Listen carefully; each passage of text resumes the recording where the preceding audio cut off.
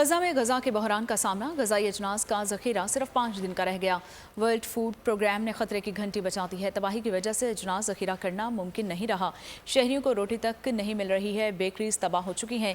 एक दिन में खुराक के 4 से 5 ट्रक नाकाफी हैं और इंसानी इमदाद के महफूज मुंतकली के लिए रास्ते की ज़रूरत है। अद्वियात की भी किल्लत है।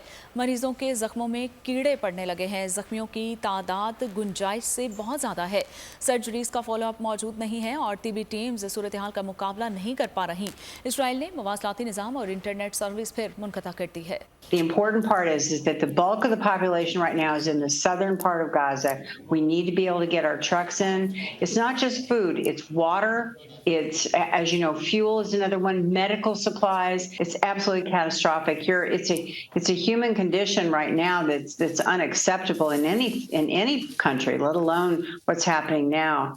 And, with all these issues, with the lack of food, the lack of water, the lack of fuel, as you mentioned, disease pops its head up. And that's going to be the next major crisis we're going to have to face.